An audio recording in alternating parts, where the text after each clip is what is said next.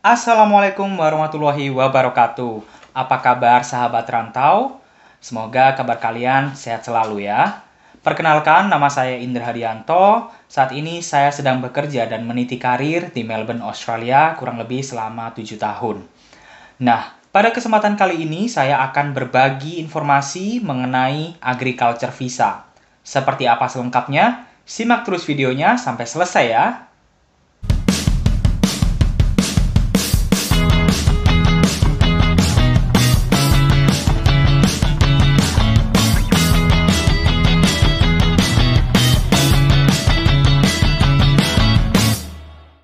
Baik, sebelum saya jelaskan lebih rinci, saya akan menjelaskan apa itu agriculture visa.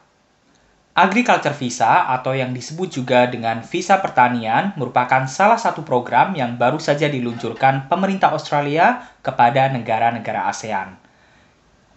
Agriculture visa adalah perjanjian antara pemerintah Australia dengan pemerintah Indonesia yang memfasilitasi pencari kerja dari negara-negara ASEAN untuk bekerja secara legal di Australia, terutama di sektor agriculture atau bidang pertanian.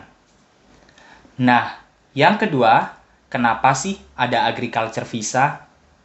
Nah, sedikit cerita bahwa tahun 2019 seluruh dunia dilanda krisis virus corona, termasuk Australia. Hal ini berdampak pada migran yang tinggal di Australia, baik itu migran melalui working holiday visa, student visa, dan lain-lainnya. Mereka memutuskan untuk pulang karena tidak adanya pekerjaan dan kurangnya support dari pemerintah Australia selama 1 tahun pertama COVID. Jadi mereka memutuskan untuk pulang nih teman-teman. Nah, dengan banyaknya migran yang pulang ke negara mereka masing-masing, ini juga berdampak pada jumlah tenaga kerja di sektor kritis seperti bidang agriculture. Nah, disitulah pemerintah mulai merancang untuk membuat salah satu visa khusus para tenaga kerja di bidang pertanian. Yang kedua, adanya perjanjian lain antara pemerintah Australia dengan pemerintah Inggris nih teman-teman. Jadi, sedikit cerita bahwa dulunya warga Inggris yang bekerja di Australia bisa tinggal selama 3-4 tahun.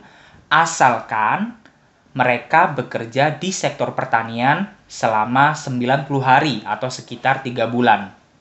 Nah, sejak tahun lalu, pemerintah Australia memutuskan untuk menghapus ketentuan itu. Dikarenakan Inggris dan Australia memiliki diplomasi khusus seperti anak dan ibu lah istilahnya ya teman-teman. Jadi mereka menghapus syarat untuk bekerja di bidang pertanian bagi warga negara Inggris. Jadi sekarang siapapun warga negara Inggris yang ingin bekerja di Australia bisa tinggal selama 3-4 tahun tanpa harus bekerja di bidang pertanian. Nah, dengan dihapusnya ketentuan ini menjadikan Australia semakin kekurangan tenaga kerja di bidang pertanian. Karena sebelumnya sekitar 15.000 migran dari Inggris per tahun bekerja di sektor pertanian. Dan setelah dihapusnya ketentuan ini, sekarang mereka mencari solusi baru, yaitu menawarkan agriculture visa terhadap negara tetangga, yaitu negara ASEAN, termasuk Indonesia. Nah, selanjutnya, siapa yang bisa memberikan agriculture visa dan siapa yang bisa mendapatkan agriculture visa? Perlu diketahui bahwa agriculture visa merupakan sponsorship visa, di mana perusahaan Australia akan secara langsung merekrut tenaga kerja dari negara ASEAN secara langsung. Jadi, nantinya pihak perusahaan Australia akan membantu mulai dari pengurusan visa, menawarkan akomodasi, dan juga menawarkan dokumen travel sampai datang ke Australia. Setelah sahabat rantau sampai di Australia, nantinya akan ada on arrival briefing. Kemudian ada pertanyaan, dari mana informasi ini saya dapat? Saya bukan migrasi agent, saya bukan legal advisor atau lawyer.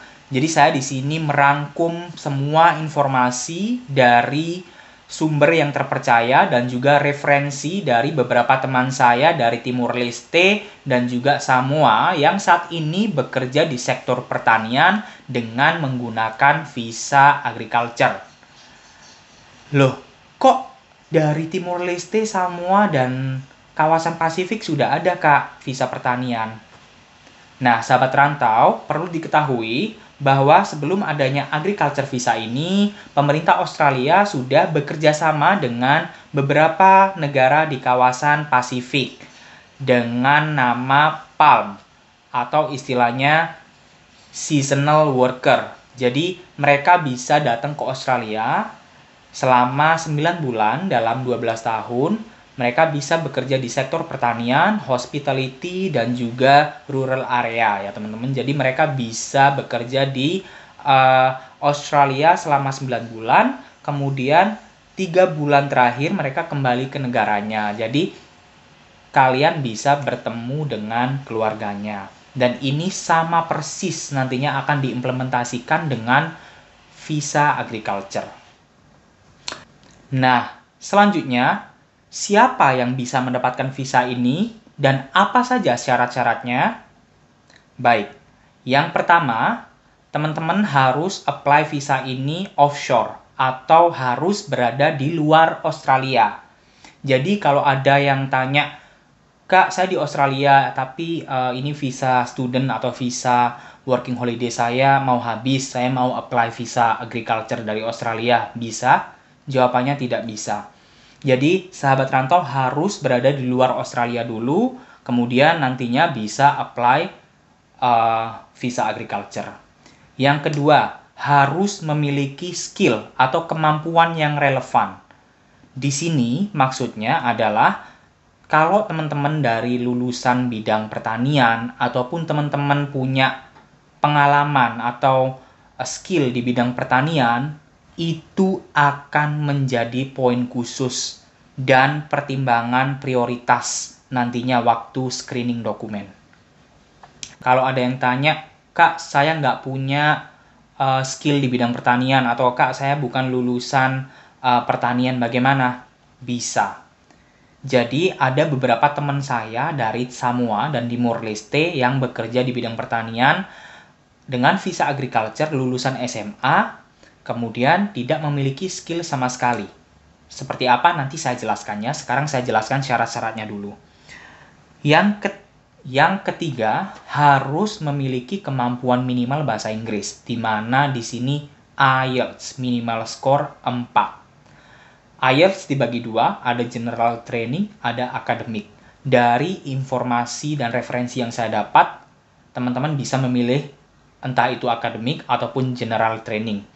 Yang penting minimal skornya adalah 4. Which is menurut saya ini lumayan mudah kalau teman-teman punya niatan ingin kerja di Australia. Kalau teman-teman punya niatan untuk membantu keluarga atau mensejahterakan ekonominya di Indonesia, silakan belajar bahasa Inggris, terutama kursus singkat khusus IELTS, teman-teman. Jadi nanti ketika visa ini sudah dibuka, teman-teman sudah siap semuanya dan teman-teman tinggal apply gitu. Jadi nggak perlu bingung lagi. Nah, selanjutnya bagaimana proses visa agriculture ini? Baik, dari update terakhir tanggal 7 Maret tahun 2022, di website pemerintah Australia sendiri mengatakan bahwa masih belum ada kejelasan mengenai proses rekrutmen atau mekanisme perekrutan pekerja khusus dari negara ASEAN. Tetapi sekali lagi disclaimer, saya bukan migrasi agent, saya bukan legal advisor, atau saya juga bukan orang yang bisa ngasih kerja ke teman-teman. Jadi ini informasi pure dari sumber terpercaya, baik itu newspaper ataupun referensi dari teman yang sudah di sini dengan menggunakan agriculture visa. Jadi, menurut teman saya yang di Timur Leste, sebelum mereka datang ke Australia, mereka harus melalui beberapa tahap. Yang pertama, dari penjelasan teman saya yang bekerja di pertanian dengan menggunakan visa agriculture, ada beberapa tahap sebelum mereka mendapatkan agriculture visa. Yang pertama, adanya screening dokumen. Jadi, syarat-syarat yang tadi saya sudah sebutkan, silakan sahabat rantau persiapkan semuanya ketika aplikasi ini dibuka. Jadi sahabat rantau bisa langsung siap ya, sudah ready, dokumennya sudah ada nih lengkap. Jadi sahabat rantau tinggal memberikan, nanti kalau sudah lolos dokumen, yang kedua ada interview atau wawancara secara langsung ataupun secara virtual. Dari teman saya yang di Timur Leste mengatakan bahwa pihak Australia ada yang datang secara langsung ke Departemen Ketenagakerjaan Timur Leste untuk wawancara mereka. Tetapi dari teman saya yang di Samoa mengatakan bahwa pihak perusahaan Australia hanya mewawancarai secara virtual. Seperti itu ya sahabat rantau. Nah, setelah lolos tahap wawancara, perusahaan Australia akan memberikan kontrak kerja, di mana nanti sahabat rantau harus review dulu apakah kontraknya full time atau part time, berapa gajinya, kemudian bagaimana akomodasinya, dan lain sebagainya. Nantinya kalau sahabat rantau sudah menyetujui dan sudah tanda tangan, istilahnya deal, saya mau pekerjaan ini, nanti Departemen Ketenagakerjaan Timur Leste akan mengirimkan dokumen yang sudah komplit ke pihak perusahaan Australia. Jadi, nanti perusahaan Australia akan membantu sahabat rantau untuk mengurus visa dokumen perjalanan, menawarkan pilihan akomodasi, dan juga nantinya setelah sampai di bandara akan dijemput dan diberikan on-arrival briefing di perusahaan mereka.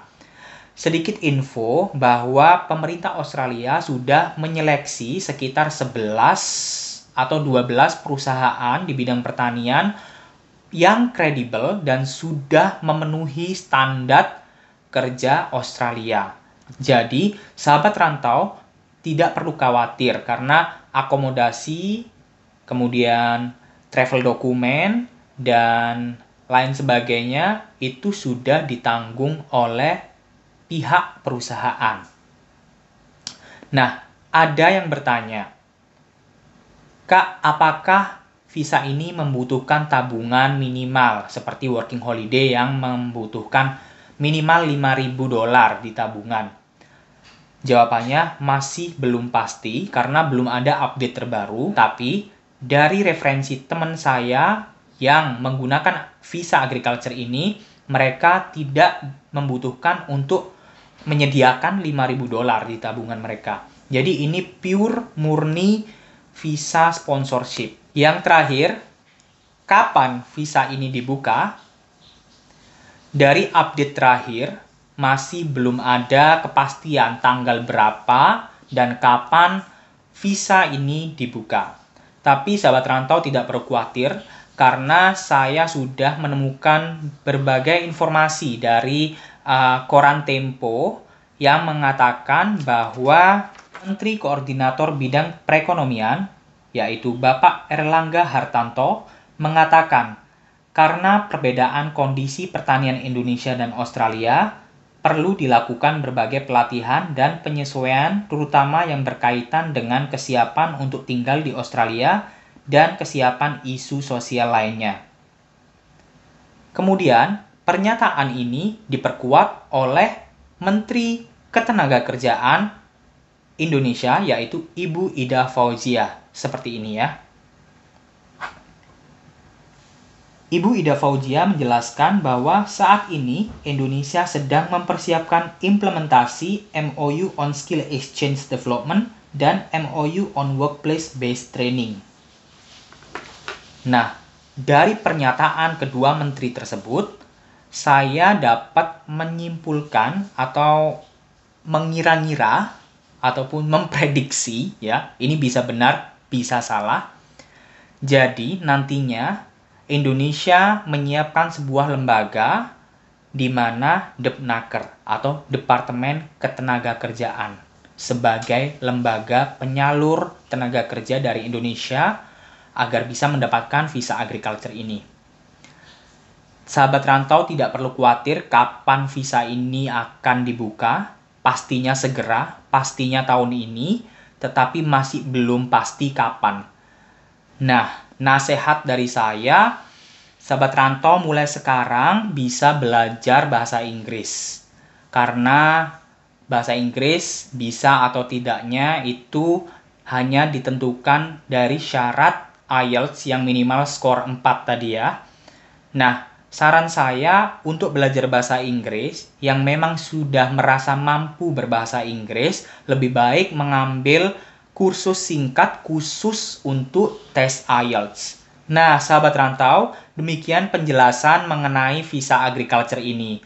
Kalau kalian punya pertanyaan ataupun unek-unek, silahkan komen di kolom komentar. Insya Allah nanti saya baca satu-satu. Dan kalau memang informasinya belum saya jelaskan, saya bisa jelaskan di kolom komentar ya. Terima kasih sudah menonton video ini. Jangan lupa like, subscribe, dan share sebanyak-banyaknya ke teman, keluarga, dan juga sahabat-sahabat kalian agar manfaatnya tidak terhenti di sini saja. Sampai jumpa di Australia, sampai jumpa di video selanjutnya. Terima kasih. Wassalamualaikum warahmatullahi wabarakatuh.